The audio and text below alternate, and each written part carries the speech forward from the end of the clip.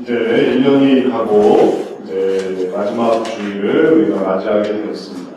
또 이 시간에 우리가 고린도후서를 또 끝내기도 하게 되었습니다. 내년에는 또 새로운 말씀으로 우리가 보게 될 것입니다. 고린도후서에서 우리가 보게 되었던 말씀을 다시 한번 회상해 보면 신앙과 삶이 깊이 연결되어 있다. 이것을 우리가 이해할 수 있습니다. 그냥 신앙만 얘기하는 게 아니라 삶을 얘기하는 것이고, 그리고 또 그냥 삶을 얘기하는 것이 아니라 신앙도 함께 얘기하는 것이 바로 우리 성도들의 삶이었습니다. 그냥 삶을 이렇게 살아라, 저렇게 살아라, 그냥 계속 그런 얘기하면 되지 않습니다. 똑바로 살아라, 잘 살아라, 바르게 살아라, 그렇게 살아라, 또 그렇게 살아라. 계속 그렇게 얘기할 수 있지 않겠습니까? 그런데 고린도후서에서는 고린도전서에서 있었던 그 가르침을 반복하면서, 그리고 또 고린도전서에서 했던 그런 가르침들이 고린도후서에서 잘 시행되고 있음을 칭찬하기도 하고, 그리고 또 그것 때문에 어려운 방황이나 아니면 또 문제 있는 것들을 또 다시 바로잡기도 하고, 그리고 다시 자기 자신의 사도권에 대해서 또 더 변호하기도 하고. 근데 그런 이야기 속에 우리들이 발견하는 중요한 얘기는 뭐냐면 그 근원이 바로 그리스도다라는 것입니다. 우리가 그렇게 살아야 하는 이유, 우리가 왜 바로 살아야 합니까?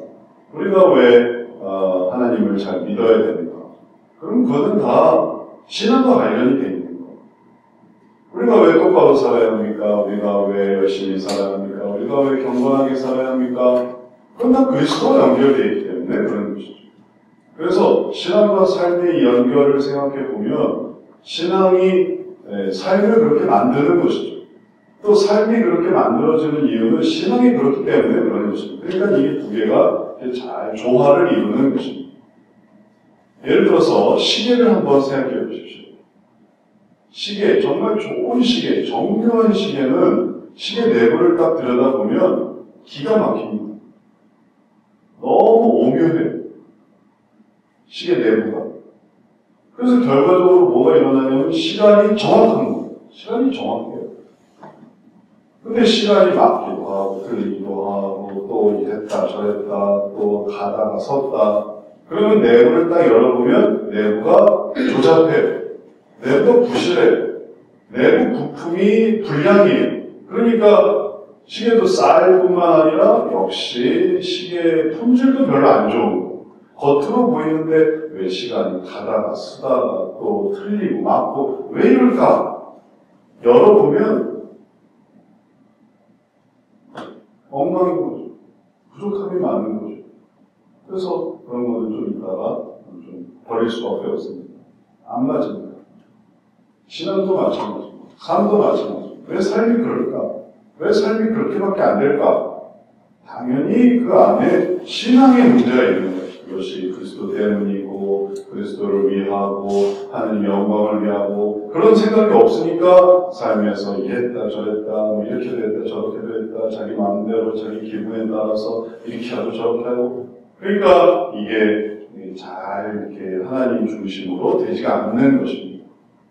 하나님 중심으로 되는데 삶이 오락가락한다 그러면 뭐가 이제 문제가 있는 거죠. 하여튼 그게 정상 아니지 않습니까? 그래서 또 그 문제를 찾는 건데 기본적으로 이 내부와 외부는 일치되어 있는 겁니다. 그래서 성도의 삶의 온전함을 얘기하기 위해서 성도의 신앙 얘기를 하다 보니까 고린도후서에 정말 주옥 같은 말씀이 있었던 것입니다. 원래 그런 얘기를 하려고 쓴 게 아니에요. 신학 서적을 쓴 게 아닙니다. 고린도후서에 자 내가 사도 바울이 고린도 교회에 신학을 알려주겠다 해서 쓴 게 아니에요. 처음에는 그들의 문제 때문에 쓴 거죠. 근데 얘기를 하다 보니까 그 문제를 바로 잡으려고 하니까 그러니까 그리스도 얘기를 할 수밖에 없는 거예요. 근데 그 그리스도에 대한 표현이 너무 정확한 거는 사도 바울 자신이 바로 그렇게 살았기 때문에 그런 것이죠. 그러니까 이게 다 말이 되는 것입니다. 그래서 지금도 우리가 고린도후서를 이렇게 통해서 얻는 교훈이 뭐냐면 우리의 삶이 온전하기 위해서는 우리의 신앙이 온전해야 되는구나. 우리가 아직도 신앙이 부족하구나. 우리가 그걸 이루기 위해서 아직도 신앙이 연약하구나. 이런 걸 깨닫고 다시 한번 더 신앙을 하나님께서 기뻐하시는 신앙을 만들어가려고 할 때에 그때 삶도 더 발전되게 되는 것입니다. 시간도 좀 이제 맨날 시간 틀렸다가 시간도 좀 맞고 맨날 가다 쓰다 하다가 이제 좀 오래 가고 달라졌네 하면 신앙이 달라졌기 때문에 그런 것입니다. 신앙이 발전하니까 삶도 발전하게 됩니다. 이제 우리가 신앙의 온전함을 생각할 때 우리들이 깨닫는 것은 뭐냐면 주님을 만난 것이 우리들에게 어떤 의미가 있었느냐 이것을 우리가 생각해 봅니다. 주님을 만난 우리가 성탄절을 보내고 나서 그리스도의 만남 얼마나 중요하게 생각했습니까? 그리스도의 만남을 잘 생각했다면 그러면은 이제 다른 삶을 살아야 하는 거죠. 동방 박사들이 예수님을 만나고 다르게 방향이 달라진 것처럼 그들이 왔던 길로 그대로 돌아가지 않았습니다. 그대로 돌아갔다면 헤롯을 만났겠죠. 헤롯을 만났으면 그러면 예수님에 대해서 다 얘기를 했겠죠. 그리고 예수님을 얘기했으면 예수님을 헤롯은 그냥 그딸같이 와서 다 죽였겠죠. 그게 예전의 삶입니다.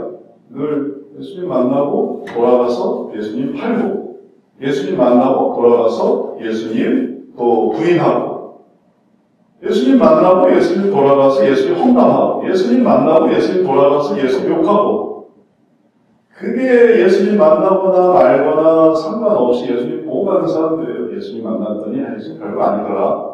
예수님 봤더니 예수님 말씀이 좀 너무 지나치시더라. 예수님 봤더니 예수님은 세상 물정 모르시더라. 그 예수님이 모여있는 곳이 어디겠습니까? 그게 교회인 거예요. 그러니 교회를 이렇게 쓱 보고 가서 교회는 참 세상 물정 모르더라. 교회 사람들은 참 문제가 많더라. 교회에서는 뭐 이런 것도 저런 문제. 그래서 뭘 못하냐면 예수님을 만나지는 못, 교회를 만나지는 못하는 거예요. 그래서 교회를 통해서 구원은 아니라 저 교회는 구원과는 상관이 없어요. 교회가 구원을 향해서 나아가는 거예요. 세상에 완벽한 교회를 어떻게 찾을 수 있겠습니까? 대교회는 대교회대로 문제가 있고 중교회는 중교회대로 문제가 있고 소교회는 소교회대로 문제가 있고 문제 없는 교회 한번 나와보라고 하세요.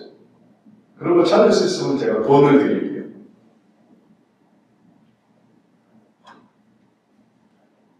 저도 많은 교회를 알고 많은 목사님을 알지만 문제가 많아요. 우리 교회도 문제가 많아요. 우리 교회 문제가 많습니다. 그러면 도대체 구원은 어떻게 이루어지는 걸까? 그 많은 문제들 속에서도 주님을 만나니까 우리가 다녔던 지난날의 교회를 생각해 보세요. 문제가 많아요. 제가 다녔던 모교회도 문제가 많아요. 맨날 싸웠어요. 문제가 많아요.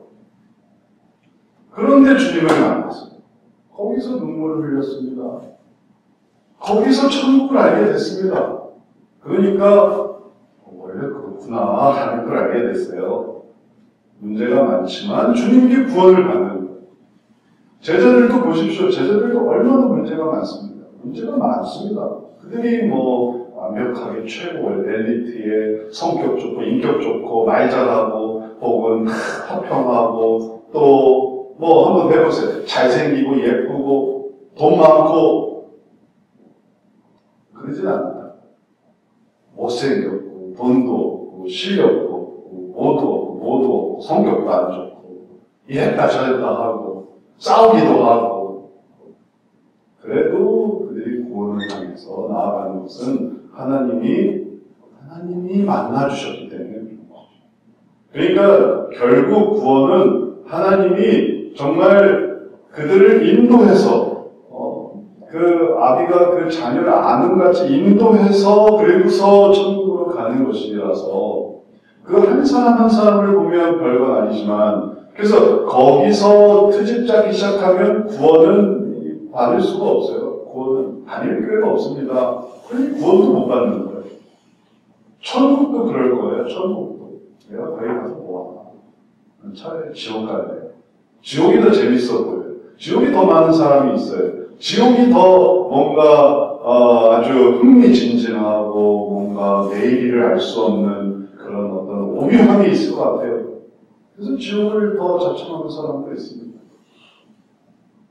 우리에게 천국은 주님과의 만남이고 그 만남이 우리들로 하여금 다른 삶을 살게 하니까 그 삶이 작년보다 다른 올해, 또 올해보다 다른 내해, 내년, 또 내년보다 다른 그 이후, 그러다 보니까 이 세상보다는 다른 천국, 그러니 그 하나님께로 가는 것이죠.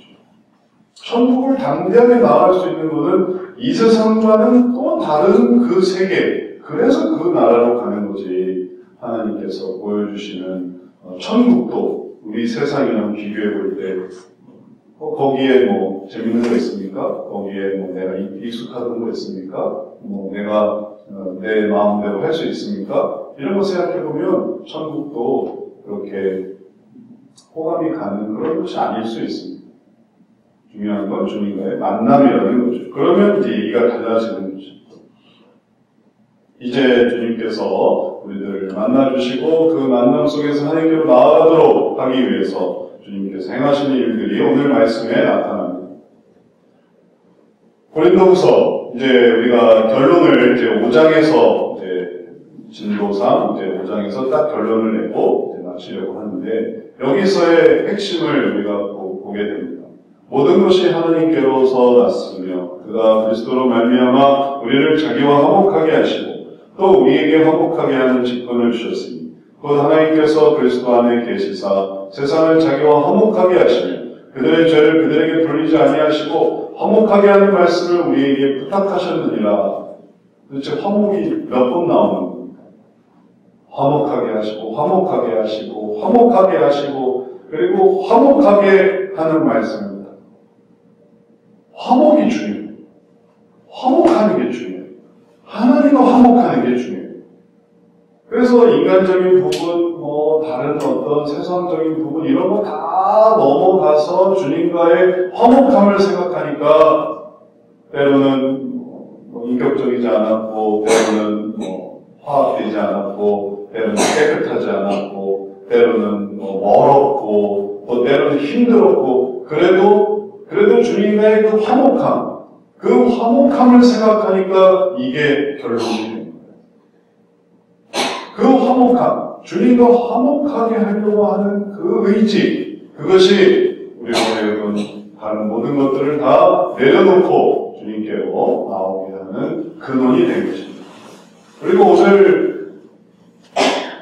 오늘 생각하려고 하는 결론, 그리고 우리가 발견하려고 하는 핵심입니다. 그리고 이러한 결론과 핵심을 우리가 생각하면서 하나님께서 보여주고자 하시는 그 주님의 만남, 그거를 여기에 압축시킬 수 있습니다. 화목해야겠구나. 하나님과 화목해야겠구나. 그게 왔던 길로 돌아가지 않고 이제 새로운 길로 가는 그 새로운 삶의 변화가 되는 것입니다. 왜 그럴까? 왜 화목해야 되는가? 주님을 만난 다음에 우리가 나아가야 하는 길이 하나님과 화목함으로 가는 것은 그것이 주님의 뜻이기 때문에 그런 것입니다. 다른 모든 조건이나 상황이나 이런 기준을 생각하면 오히려 하나님과 화목함을 놓칩니다. 그런데 하나님과 화목하려고 하니까 다른 모든 기준들을 다 넘어설 수가 있는 거예요. 하나님과 화목해야지. 그러면 이 하나님과 화목한다라는 게 도대체 뭐냐? 하나님과 화목한다라는 게 뭐냐라고 한다면 계속 강조하고 또 설명하고 또 반복하고 그러는 이 화목함의 핵심은 뭐냐면 하나님을 용서하는 게 아니고 하나님께 용서를 구하는 것입니다. 그게 화목함입니다. 하나님께 나아가자 하는 것입니다. 우리가 하나님을 용서합시다 이렇게 말하려는 게 아닙니다. 하나님과 화목해야 되니까 하나님을 용서해 드립시다.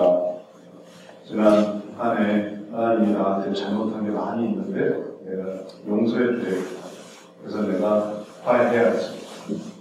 이렇게 생각하면 그러면 하나님과 화목할 생각이 없는 거예요. 그는 화목하다는 그 의미를 모르는 것이죠. 하나님을 만나고 하나님과 화목해야지 라는 것의 의미는 하나님께 용서를 구하는 거예요. 하나님 용서해 주십시오. 그러면 그게 화목으로 나아가요. 주님 용서할 준비가 다 돼 있으니까 내가 주님께 용서를 구해야지. 내가 하나님 앞에 회개해야지. 하나님께 용서를 구해야지. 그러면 하나님과 관계가 딱 회복이 됩니다. 그러나 그러지 않고 내가 하나님께 용서를 해줘야지. 하나님이 나한테 미안하다고 하셔야지. 그러면 화목할 수가 없어요. 내가 하나님을 용서해 준다라고 생각합니다. 그게 왜 화목이 안 될까요? 왜 가룟 유다는 왜 예수님과 화목할 수가 없었을까요? 베드로는 예수님과 화목했는데 왜 가룟 유다는 예수님과 화목할 수가 없었어요? 십자가의 두 강도 중에서도 한 강도는 하나님 예수님과 화목할 수 있었는데 왜 다른 강도는 예수님과 화목할 수가 없었을까요? 아무리 화목하려고 해도 화목할 수가 없어요. 화목하고 싶어도 화목할 수가 없습니다. 하나님을 용서해 주려고 하는 한에서 내가 용서를 받아야 됩니다. 내가 용서를 해주려고 하는 상황에서는 그럼 화목할 수가 없어요. 이유가 뭘까요? 그 이유는 죄 때문입니다. 죄 때문에. 죄가 있어서 화목할 수가 없습니다. 내가 분명히 했던 일이 있습니다. 내가 그걸 깨닫지 않던, 하여튼 내가 했던 그 죄가 있어요. 그 죄가 있는데 그 죄를 하나님께 용서를 구하고 나아가면 있던 죄를 깨달아야 돼요. 있던 죄를 깨닫게 돼요. 아, 그게 죄였구나. 용서를 구하려고 하니까 아, 이것도 죄고 저것도 죄고 그러니까 이게 회복이 되는 거예요. 죄가 씻어지는 것입니다. 그리고 씻어지니까 깨끗함으로 가서 그래서 용서를 받으니까 깨끗해지고 그러니까 이제 같이 남을 수가 있는 거예요. 근데 내가 용서를 하려고 하게 되면 내 죄를 고집하게 돼요. 내 죄를 주장하게 돼요. 죄가 있는데 그 죄를 더욱 강화하고 죄를 정당화하고 죄를 당연시 여기고 그걸 요구하기 시작하는 거예요. 그런데 하나님은 죄에 대해서는 어떤 분이시냐면 심판하시는 거예요. 죄의 문제에 대해서 하나님은 그 죄를 징계하시고 죄를 처벌하시고 그 죄에 대해서 가만히 놔두지 않는 분이십니다. 그러니까 하나님과 어떻게 되냐면은 이제 대결 구도가 됩니다. 내가 하나님 용서하려고 하기 시작합니다. 나는 내가 전에 했던 죄를 몰라요. 내가 내 경험 속에서 내가 어떤 죄를 지으면서 살아왔는지 모릅니다. 그걸 자각을 못합니다. 왜냐하면 내 삶의 어떤 이해와 그리고 깨달음은 항상 인간은 어쩔 수가 없습니다. 자기 중심적이고 자기 원하는 대로만 생각하는 거예요.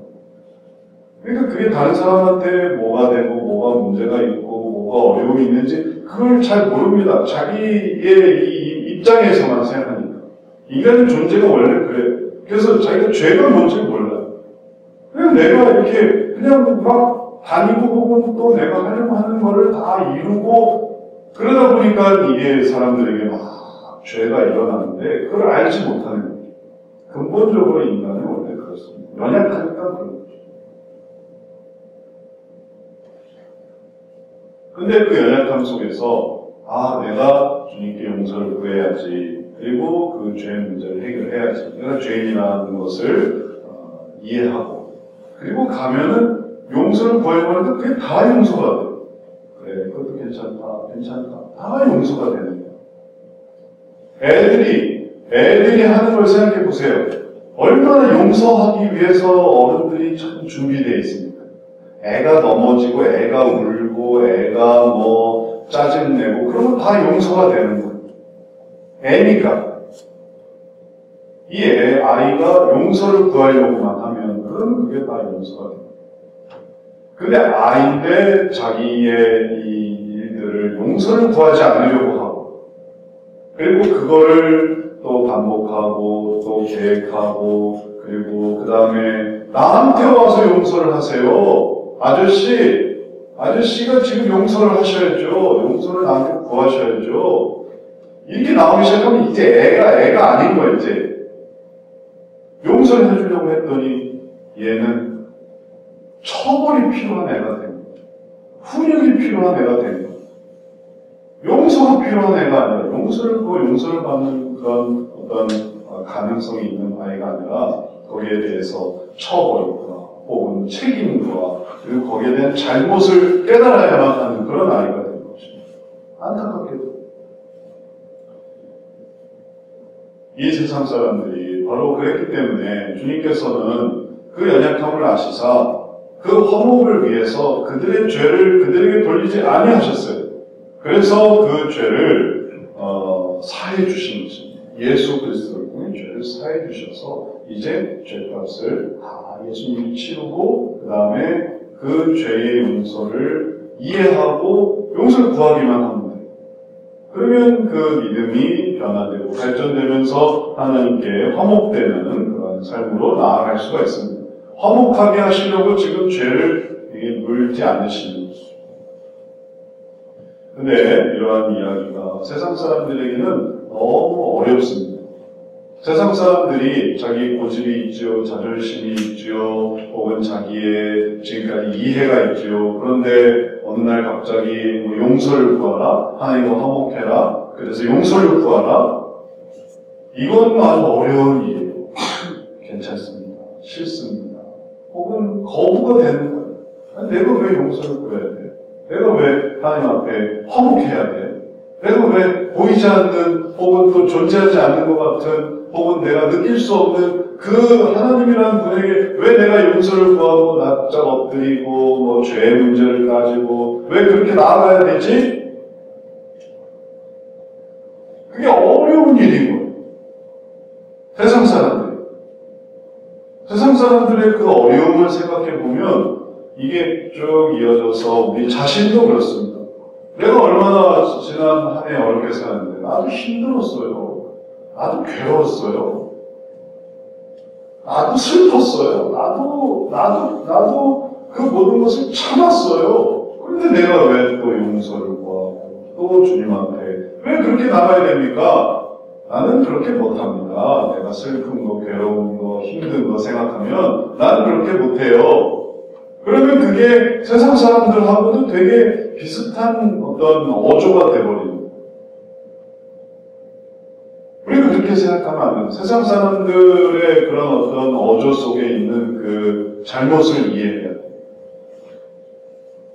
그건 무슨 뜻이냐? 왜 세상 사람들이 자기가 하나님께 나아가기 위해서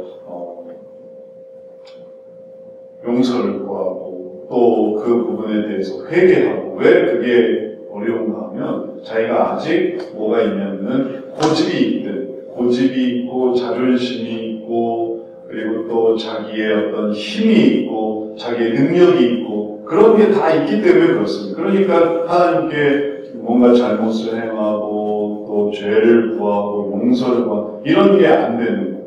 왜냐면 내가 모든 걸 다 가지고 있습니다.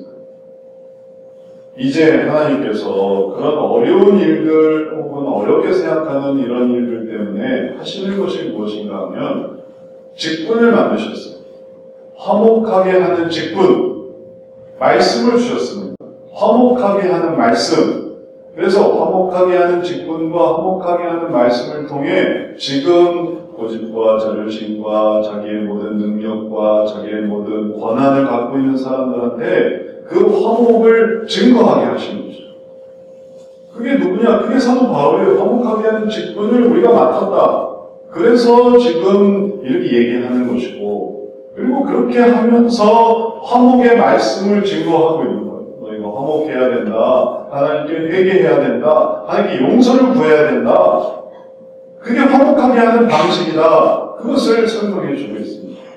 그럼 이러한 직분과 이러한 말씀이 있는 이유는 바로 하나님께서 그 자기의 것으로 가득 차 있는 세상 사람들이 하나님께 나와서 화목하게 되기를, 하나님과 관계가 회복되기를 바라시기 때문에 그런 것이죠. 그 바라시는 그 부르심, 또 그걸 다른 말로 하면 사랑이 되는데, 이러한 사랑의 표현이 바로 직분을 갖고 있는 사람이 있고, 말씀이 주어진다라는 것이 그게 사랑의 표현인 것이죠. 받아들이든 받아들이지 않던 직분이 있고 말씀이 있는 이유는 하나님이 그들에게 손을 벌리시기 때문에 이렇게 손을 벌리고 계시는 것은 그들이 돌아오게 되기를 바라는 것이죠. 세상 사람들이 돌아오게 되기를 바라시는 거예요.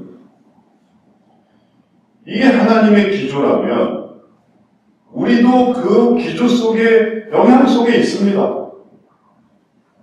물론 진작에 용서를 구하는 사람은 그 은혜가 뭔지를 아는데 혹시 우리도 그 세상 사람들의 그런 어떤 거부하고 내가 뭘 잘못했어요 하는 그런 무지혜, 몰이해 이런 것들의 어떤 연장선생이 있다면 우리에게도 뭐가 필요하냐면 하나님이 세상 사람에게 주셨던 그 직분과 그리고 그 말씀이 우리들에게도 필요한 거예요. 우리들도 그걸 받아들여야 되는 거죠.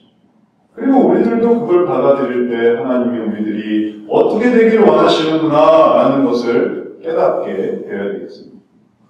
그건 바로 화목하게 하는 직분과 화목하게 하는 말씀을 통해서 하나님과 화목하게 되는 거예요. 이게 왜 중요하냐면 우리가 가지고 있는 또 세상 사람들이 가지고 있는 그 모든 것들은 다 한계가 있기 때문에 그런 것입니다. 그 모든 것이 끝나는 때가 있어요. 그 모든 것을 잃어버리게 되는 때가 있습니다. 그게 바로 죽음이에요. 죽음. 그 죽음 앞에 있는 사람의 모습을 한번 생각해 보십시오. 죽음이라는 것이 인간에게 있어서 죽음이라는 것이 항상 생각하는 것은 아니지만 종종 생각하게 될 때가 있습니다. 그런데 그때 그 죽음을 생각하게 될 때 인간의 모습은 어떤 모습이냐면 무기력한 모습이에요. 그가 왜 떨치고 일어나지 못했을까요? 위에서 떨어졌다고 생각해보세요. 왜 그냥 사뿐히 내려앉을 수가 없을까요? 높은 곳에 떨어졌는데 왜 인간은 사뿐히 내려앉을 수가 없을까요? 또 인간은 왜 차가 이렇게 오면 차를 치고 왜 나갈 수가 없을까요? 차에 쳤다 하더라도 몇 번 뒹굴고 툴툴툴 털고 왜 일어날 수 없을까요? 병에 걸렸어도 왜 그 병을 이겨낼 수가 없을까요? 왜 그 몸이 상해지고 어려워지는 것을 왜 막을 수가 없을까요? 그럼 얼마나 좋겠습니까? 자고 일어나니 다 나아요. 자고 일어나니 건강해져요. 왜 그런 회복력, 그런 것들이 왜 항상 끝까지 왜 이루어질 수가 없을까요? 유한하기 때문에 그런 것이죠. 유한하기 때문에. 그래서 죽음 앞에, 최종적인 죽음 앞에는 이 기력을 잃어버리게 됩니다. 그래서 어느 순간 그냥 탁 치면, 그러면 그냥 탁 쓰러지게 되는 거예요. 어쩔 수가 없어요. 그냥 그렇게 돼요. 그 느낌이 어떤 느낌이냐면 저도 한번 느껴봤는데 사고를 당해서 이제 느껴보는데 자전거를 타고 가다가 제가 느낀 느낌이 이런 자전거를 타고 가다가 연석을 밟고서 자전거가 탁 미끄러졌어요. 순간적으로 탁 넘어지면서 얼굴을 연석에 탁 박혔는데 정신이 탁 잃었어요. 그렇게 사고 한번 당한 적이 있어요. 다행히 깨가지고 이렇게 어디 다친 건 이렇게 상처 나고 그랬더라고요. 그래서 치료하고 그랬는데 다행히 그 정도였는데 그때 참 느꼈습니다. 인간이 연약하구나. 우리가 막 기력이 죽을 때까지 죽는 날은 없을 것 같죠? 영원히 살 것 같죠? 기력이 약해져.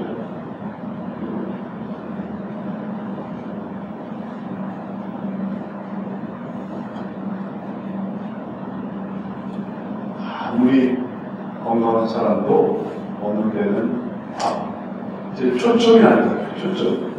글자가 안 보인다. 이럴 때가 오고 약해지는 거야. 피부가 이상해졌어. 아무리 멋진 배우도 피부가 이상해졌어. 손이 예전 같지가 않아. 무릎이 그렇게 간단하지가 않아. 글자가 안 보여. 안 보여. 이제 기름이 새해질 때 한계를 느끼고 그때 깨달아야 돼. 그게 다 소진이 되고 이렇게 끝나면은 그러면 이제 그 다음에 죽은 다음에 뭘 하려고 하면은 그거는 소용이 없습니다. 왜냐하면 그때는 이제 심판이 시작입니다. 왜 죽은 다음에 예수님 있죠? 죽은 다음에 딱 육체와 영혼이 딱 떨어진 다음에 그때 내가 예수님 믿으면 그러면 안 됩니까? 그러면 안 돼요. 왜냐하면 이게 딱 떨어지면서부터 심판이 시작되거든요. 그게 심판이고 이게 죽어 들어가는 게 심판이고 이게 딱 되면은 이제 심판이 이제 펼쳐집니다. 이 세상에서 했던 모든 것들에 대한 심판이 펼쳐지게 되었어요. 그게 하나님의 약속이에요. 하나님의 이름을 걸고 이 세상을 만드신 하나님이 그 이름을 걸고 만드신 원리예요. 그러니 그 다음에 범죄를 해놓고 아이고 잘못했습니다. 이럴 수는 없는 거예요. 아무것도 그걸 이렇게 봐줄 수 있는 그런 방식이란 없습니다. 그러니까 그 전에만 해요. 전에만. 죽기 전에. 그래서 죽기 전에 예수님 믿으면 눈이라도 한번 깜빡이세요. 그런 게 오세요. 말도 못하죠. 근데 표현은 해고 눈만 깜빡이세요. 그런데 그때 눈을 부릅다. 오히려 더 눈을 더 부릅다. 눈만 깜빡이면 되는데 아니야 나는 싫어. 나는 예수님 안 믿을 거야. 눈을 더 부릅다. 그럴 때는 어쩔 수가 없고 그러나 하나님께서는 마지막에 손이라도 깜빡해보세요. 눈이라도 깜빡해보세요. 그래서 주님과 화해하세요. 주님과 화목하세요. 당신이 죄라는 죄인이라는 걸 인정하세요. 그 죄 때문에 주님이 죽으셨다는 것을 시인하세요. 그럼 용서해 주십니다. 이 아이가 조금이라도 제가 잘못했다고 해서 안다. 그러면 저를 용서해 줍니다. 얘가 부득불 그냥 막 온 힘을 다해서 막 눈을 부르면서 내가 잘못했어요. 아저씨가 잘못했죠. 아줌마가 잘못했죠. 당신이 잘못했잖아요. 그러면 그 아이는 얼마나 악한 아이입니까? 우리 인간도 마찬가지예요. 그 인간이 이런저런 사정이 있지만 이 무기력함을 깨닫고 내가 인간이었구나. 사람이 제가 신인 줄 알아요. 제가 신인 줄 알아요. 제가 세상을 다 관할할 수 있으리라고 생각해요. 제가 슈퍼맨인 줄 알아요. 그러나 제가 인간임을 깨닫고 죄인임을 깨닫고 제가 잘못했습니다 하면 하나님과 화해할 수가 있습니다. 하나님은 이렇게 사람이 심판받기보다 용서받기를 더 바라세요. 그 죄로 심판받는 그 한 영혼으로 떨어지지 않고 용서를 받아서 하나님을 따라 하나님이 얼마나 하나님의 가치를 알게 되는 하나님이 주신 그 사랑을 알게 되는 그 영혼이 귀한 영혼입니다. 하나님의 사랑을 아는 하나님께서 그 죄를 징계하지 않으시고 대신 죽으신 그 사랑을 알고 제가 그 사랑을 이제 깨달았습니다. 그러면 용서를 받는 그 용서받게 되기를 원하십니다. 그렇게 되도록 옆에 있는 사람이 누구냐? 화목하게 하는 직분과 말씀.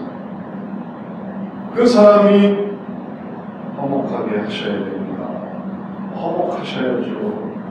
화목하게 하는 말씀을 제가 들려드리겠습니다. 그래서 화목하게 하는 직분과 화목하게 하는 말씀으로 전해주고 하는 모든 것들이 그것이 결국은 뭐냐면 하나님의 사랑을 보여주는 증거인 것입니다.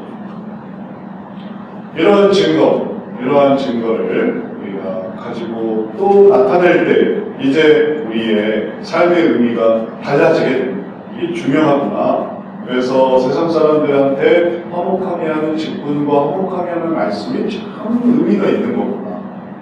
그리고 그 사람들이 구원을 받으면 그러면 그걸 하나님이 기뻐하시는구나. 이걸 우리가 기억할 때 우리가 이 고린도후서에서 신앙과 삶이 연결되어 있는 아주 중요한 고리를 발견하게 됩니다.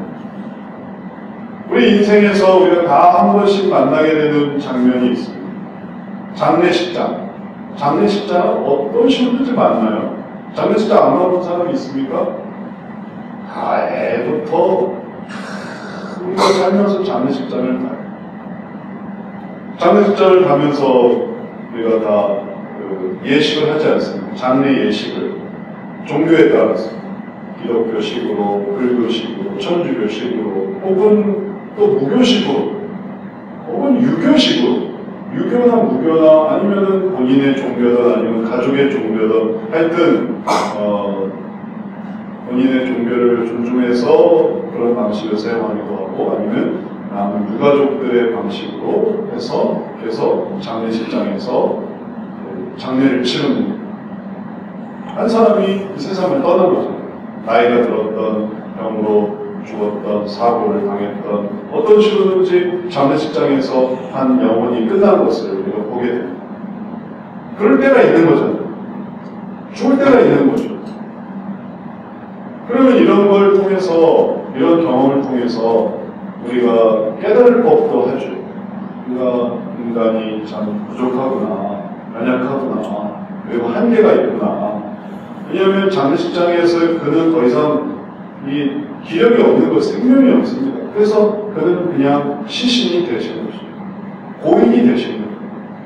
힘이 있었으면 떨치고 일어났죠. 근데 힘이 없어서 그렇게 됩니다. 애도하는 방식은 여러 가지지만 결과적으로는 사망이라는 이런 현실 앞에 맞닥뜨리게 된 것이죠. 그럼 이 사망의 이 열악함과 그 문제 속에서 그 다음에 중요한 건 뭐냐면 그 이후에 우리들에게 필요한 하나님과 화목하는 것인데 근데 장례식장에서의 이런 일들이 그냥 그때뿐이고 그때 모든 경험이 유가족과의 또 슬픔을 또 위로하고 함께 아파하고 또 격려하고 그런 것이 그냥 그때뿐으로 스쳐 지나가게 되면 그러면 우리들은 무엇을 보지 못하는가 하면 하나님의 그 화목하게 하는 말씀 그리고 화목하게 하는 직분 화목하게 하는 직분이 왜 있었고 화목하게 하는 말씀이 왜 있었는가 이런 것들은 또 잊어버립니다.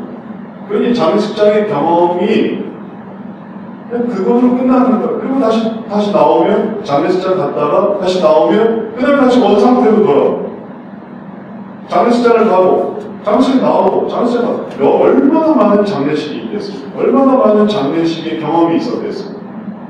근데 하나도 변하지 않아요.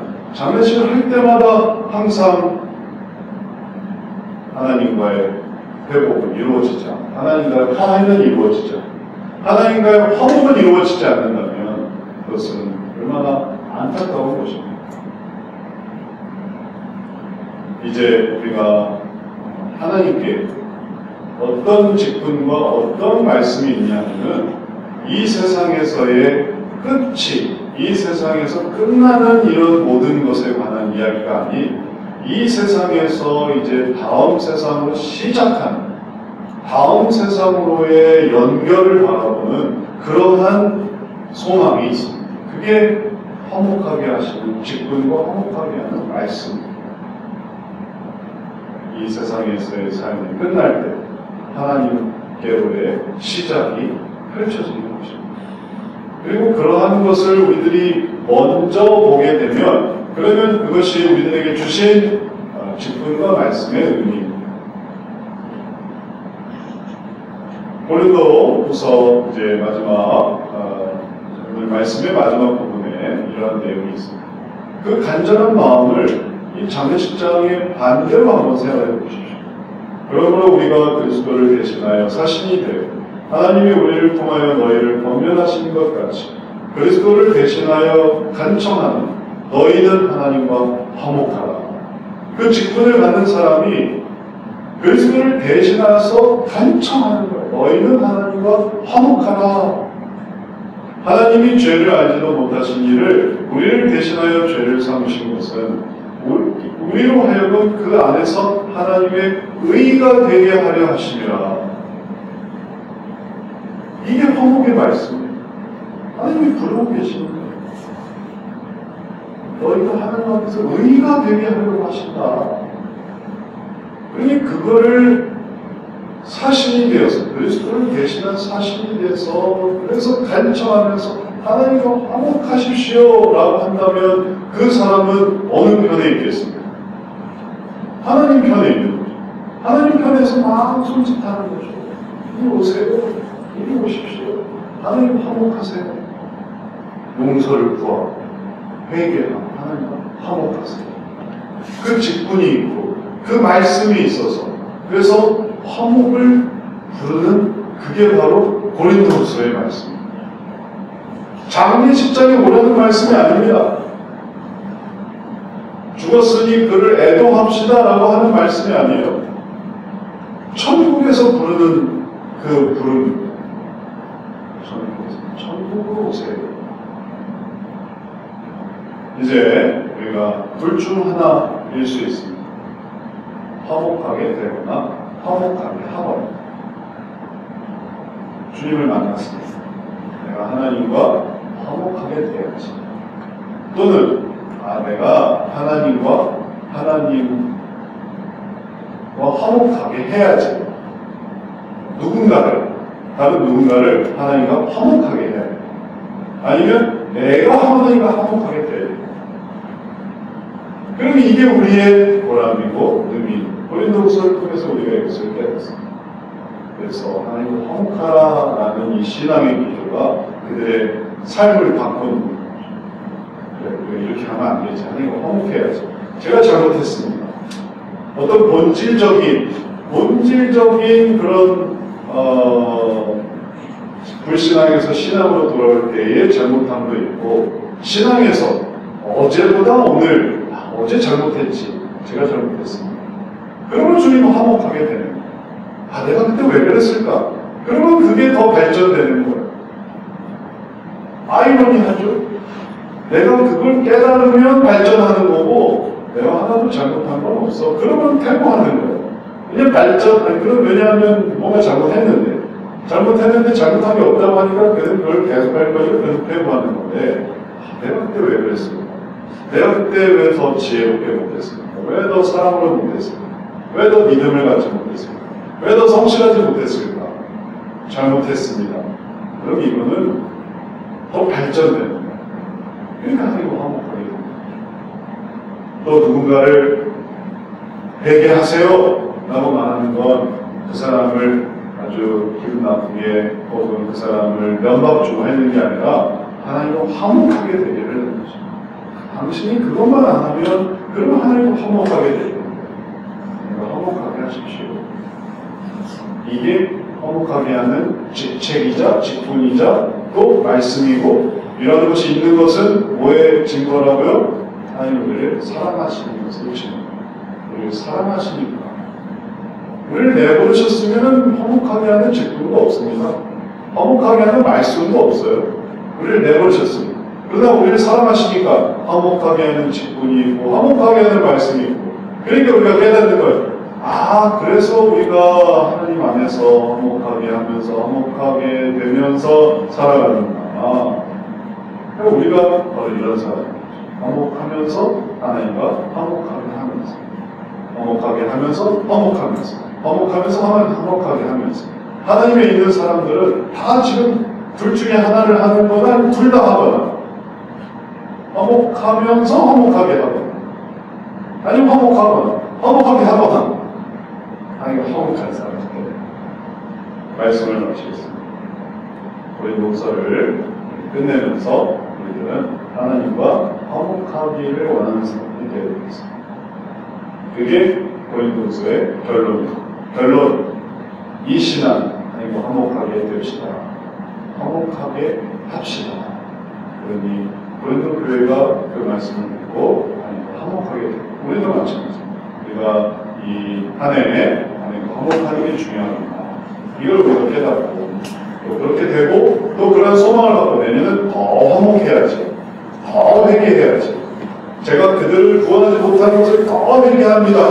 그러면 또 구원할 기회가 있다. 그들을 더 지혜롭게 이끌어가지 못해서 죄송합니다.